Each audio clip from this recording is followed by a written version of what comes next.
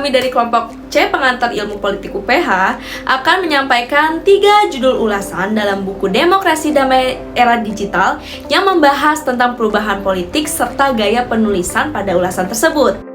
Perubahan politik adalah fenomena yang tidak dapat dihindari dan dapat terjadi di mana saja.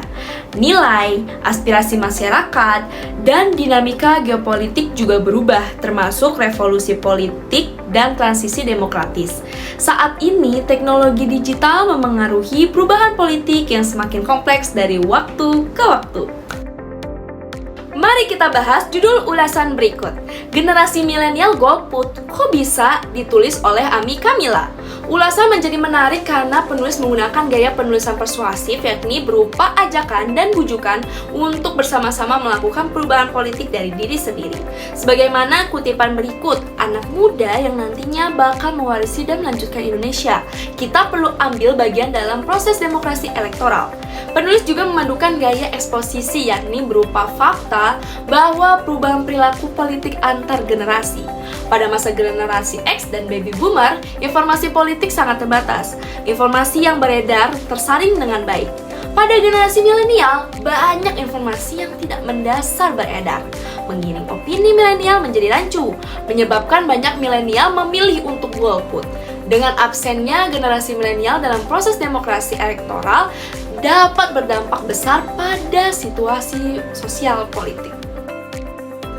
Mencari kedamaian di tengah hiruk-pikuk demokrasi 4.0 yang ditulis oleh Ignatius Ariano Putranto.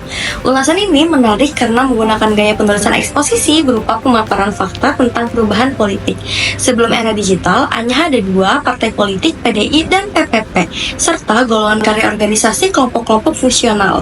Sementara saat ini, perubahan politik menunjukkan ada banyak partai politik yang berpartisipasi dalam pemilu.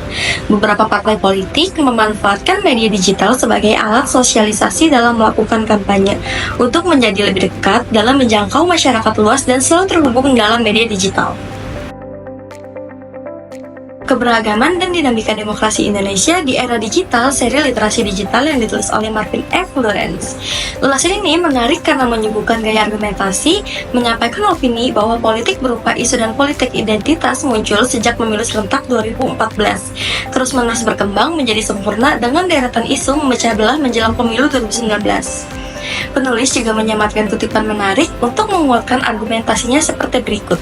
Hoax politik bernuansa sara seringkali berisi hasutan dan merekayasa ketersinggungan, seperti konsep pelintiran kebencian dari Sherian George dalam bukunya Headspin 2017. Berikut yang bisa kami sampaikan mengenai bahasan perubahan dari buku Demokrasi Damai Era Digital. Ketiga penulis menciptakan tulisannya dengan sangat bagus, memberikan opini, mengutip fakta, dan juga memberikan arahan untuk apa yang mesti kita lakukan sebagai penerus bangsa dalam menjaga demokrasi di era digital. Terima kasih, sampai jumpa.